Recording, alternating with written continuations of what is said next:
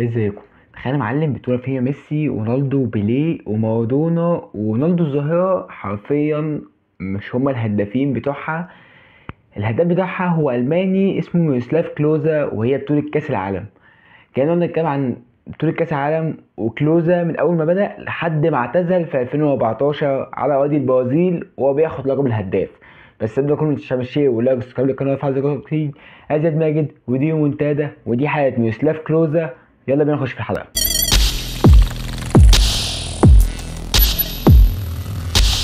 طب شويه لو جت كده عن كلوزا هو خد كميه بطولات اذا كان مع بايرن ميونخ ولا مع لاتسي ولا حتى طلع وصيف مع جازل سلاوتن.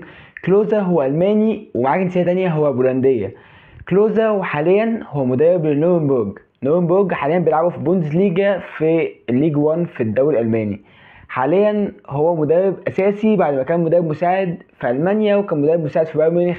لعب في 5 فرق منهم واحد بس بره الدوري الالماني وهو لاتسي، ولعب في بايرن ولعب في كايزر سلاوتن في هامبورج ولعب في فيرتا بريمن. كلوزا ما كانش بيدرب كتير زي ما قلنا، كان مساعد مدرب في بايرن ميونخ ومساعد مدرب في المانيا وحاليا مدرب لنورنبورج. كلوزا خد الحذاء الذهبي وهو من اللعيبه النادره قوي الالمانيه اللي بتاخد الحذاء الذهبي في المانيا، وحرفيا هو من اللعيبه النادره قوي اللي بتعرف تاخد الحذاء الذهبي والفضي في كاس العالم اذا كان في 2002 ولا في 2006. كلوزا دخل تشكيله كاس العالم في برضه في سنتين في 2002 و2006. وما اكتفاش بكده، ده كان الهداف الدوري الالماني في سنه من السنين اللي لعبها مش مع بايرن ميونخ، ده مع فيرتا بريمن اللي هو فرقه اقل بكتير من المتوسطه، وكان وصيف الدوري معاها. يعني هو خلاها برضه وصيف الدوري، كان هداف الدوري الالماني ب 24 جول. طيب احنا طبعا عارفين ان كلوزا هو الهداف التاريخي لكاس العالم اللي هي البطوله الاكبر، والبطوله اللي المانيا ساعتها كانت بتاخدها او بتنافس عليها او بتبقى من المرشحين عليها بسهوله جدا. طب في بطوله تانية بتتعمل في اوروبا اللي هي اليورو يا معلم، هو لعب 3 نسخ كانت 3 اجوان. نسخه ما سجلش فيها حاجه وهي بطوله 2004، نسخه سجل فيها جونين وهي بطوله 2008 و2006 سجل فيها جون واحد عشان يبقى رصيد اليورو كله 3 اجوان و16 جون في كاس العالم. ونروح بقى لحته كاس العالم وهي السكسي الكبير في الحلقه. طب نروح بقى لكاس العالم، وكاس العالم ده البومبي الكبير وده اساس الحلقه اصلا. كاس العالم هنا وكلوزا هو المانيا قعدت كتير قوي بعد جيرارد مولر حرفيا ما عندهمش سترايكر صريح وما عندهمش سترايكر اللي هو يا معلم اقدر اعتمد عليك ان انا اخش بيه كاس العالم. هو حاليا زي دلوقتي كده هم ما عندهمش سترايكر صريح، هو حاجه زي هافرتز او فيرنر اللي هو انا مش سترايكر اللي انا اقدر اعتمد عليه، ولاعب ناشئ لسه طالع مش بيلعب كتير او مش بيلعب خالص حرفيا في فيرتا بريمن، نادي مش كبير قوي في المانيا بس عندهم سترايكر هو حرفيا مكسر الدنيا. اول كاس عالم ليه وكاس عالم 2002، ودي كانت البدايه مع كلوزا في كاس العالم.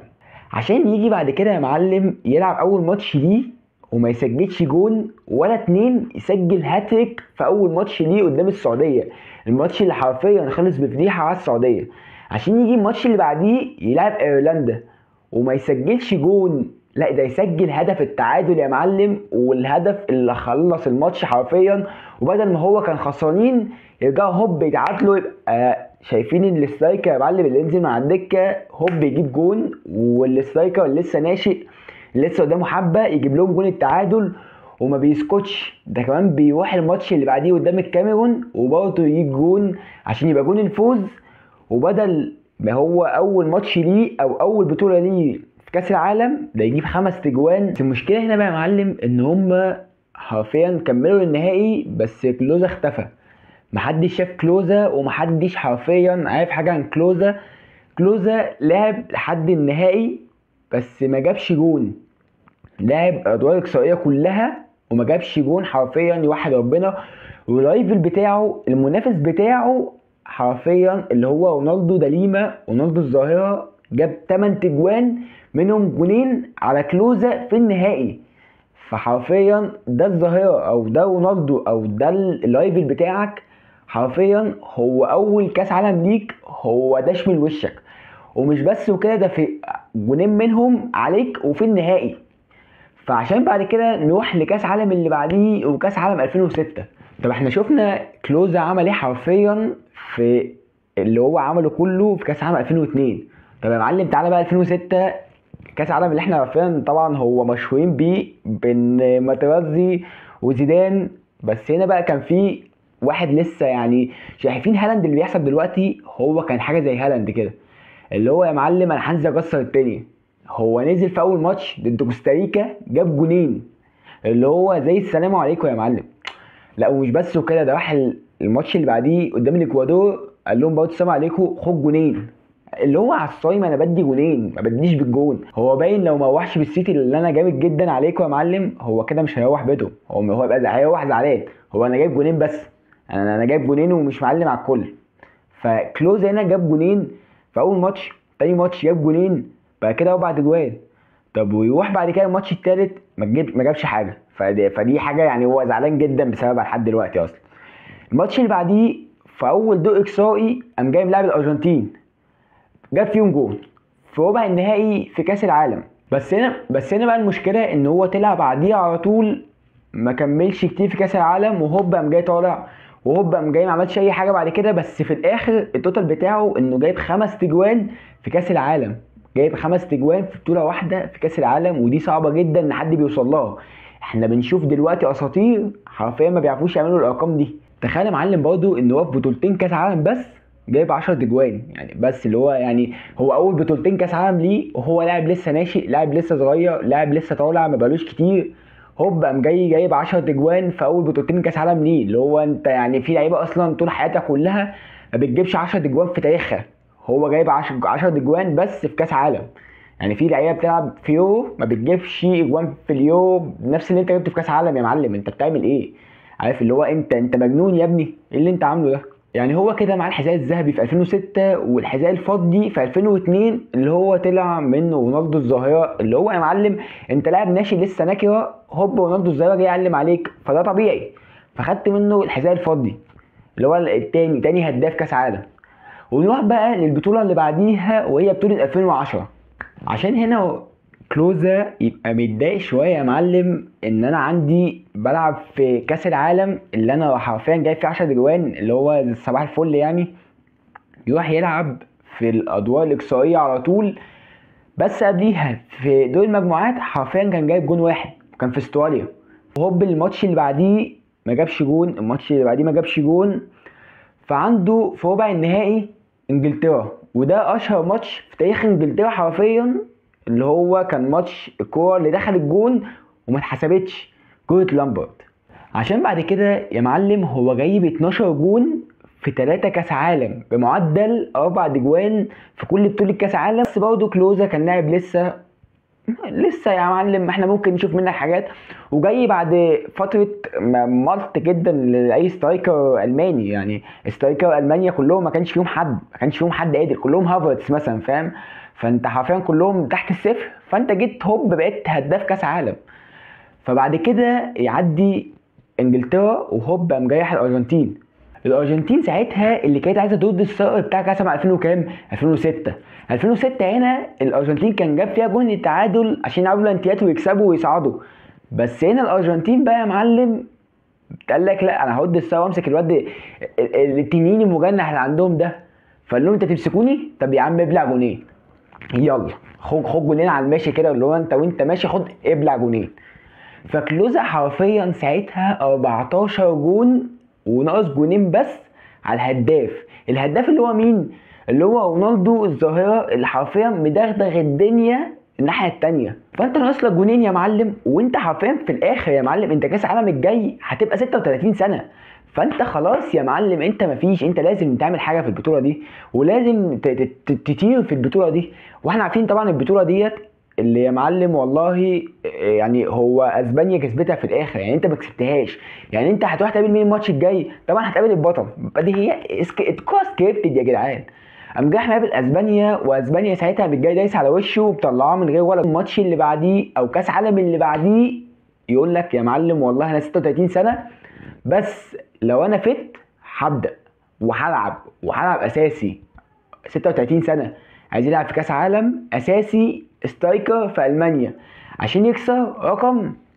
هو حرفيا لو قلنا كده سلام عليكم ان في واحد الماني هيكسر الرقم ده، مستحيل كان حد يقول لي يا معلم والله هو حد الماني او حد عموما ممكن يكسر رقم رونالدو اللي حرفيا كان تنين مجنح لولا الاصابات هي اللي وقعته. ف 36 سنه كلوزا قال لك انا هسيب بايرن واطلع على دوري وفرقه اقل بكتير من بايرن، هطلع على لاتسيو اللي شافت فيه سترايكر قعد معاهم 5 سنين، بس شافت فيه سترايكر اللي هو انا ممكن يبقى عندي سترايكر زي كلوزا يجي يخلص عندي يضمن لي مثلا 10 15 جون في الموسم كسترايكر. سنه كبير، مش هيطول معايا كتير، بس اعتقد هيفيدني بكتير واحسن من سترايكرات كتير بيلعبوا في الدوري الايطالي. عشان كاس عالم هنا يبقى في البرازيل، وكلوزا ناقص له جونين حرفيا ويكسر الدنيا في البرازيل ويكسر الدنيا ويكسر الهداف التاريخي. وهنا بقى يا معلم في البرازيل، بس كلوزا 36 سنه فما اعتقدش ان هو هيلعب. فجاء اول ماتش قال لك قدام البرتغال لا كلوزا هيقعد دكه. طب تاني ماتش ضد امريكا لعب اساسي بس ما جابش جوان، وكلوزا بدات حالته تتاثر بس عمل اسيست، يعني دي حاجه مفيده لكلوزا. جه بعديها لعب قدام الجزائر ما عملش حاجه برضه. فكلوزا اول 3 4 ماتشات ما لعبش ولا ماتش فيهم، ولعب ماتش واحد وصنع جون. عشان يجي بعديها بقى يا معلم ماتش المانيا والبرازيل كاس عالم 2014، طبعا احنا عارفين اللي حصل. بس قبل اللقطه دي وقبل النقطه دي في حاجه، في هنا ماتش تيد غانا ده يا معلم اللي بقى يعني البيت ويست بقى يا معلم ساعتها. هنا في ماتش ما بين غانا والبرازيل، رونالدو كسر الرقم بتاعه اللي هو 15 جون كسره قدام غانا. فبقى ممكن تحصل وغانا ناقص له جون على 15. فكلوزا ينزل هنا ويجيب جون، وتبقى بقى هنا يا معلم الماتش الجاي ضد البرازيل في البرازيل هو حرفيا على شرفهم. هم لو خسروا 20 بس يعني كلوزا ما يجيبش جوان. كلوزا هنا جاب جون ضد غانا بقى 15 جون لرونالدو 15 جون لكلوزا. فيروح بعد كده في البرازيل يجيب جون يا معلم بقى 16، بقى كسر رقم رونالدو الاسطوره التاريخيه للبرازيل وللكوره عموما. يعني رونالدو الظاهره حرفيا هو اسطوره تاريخيه للكوره في العموم في المطلق. بس هو هنا ده نتيجه تعب ونتيجه اصرار ان انا يا معلم ممكن اعمل حاجه، ممكن اسمي يتكتب في البطوله دي مع ان اساطير كتيره زي بيليه وزي رونالدو وزي كريستيانو رونالدو وزي ميسي جيرارد مولر، كميه اساطير لعبوا في البطوله دي. بس انا هنا اسمي اتكتب واسمي بالهداف التاريخي للبطوله اللي حاليا محدش عارف يكسر الرقم. كميه اساطير لعبوا في البطوله دي محدش عارف يكسر الرقم. فدي كانت التويست ودي كانت الحلقه ودي كانت القصه عن ميروسلاف كلوزا وعن الاصرار. ازاي تصر من انك لاعب بتلعب في كايزرسلاوتن او بتلعب في فيرتا بريمن محدش كان يعرفك انك تبقى عندك 36 سنه وتكسر رقم رونالدو دا ليما او واحد من اساطير كره القدم في العموم. فلا دي كانت حاجه يا معلم والله حرفيا اي حد يتعلم منها واي حد يعني يبقى عنده سنه يأس. لا يا معلم والله هو ممكن تعمل حاجه، ممكن تخش وسط الحيتان دي كلها. ولا يا معلم ممكن ابقى انا هداف عليك حتى لو اقل منك بكتير. اكيد رونالدو اعلى من كلوزا بكتير بس كلوزا في الاخر توفاق بالارقام.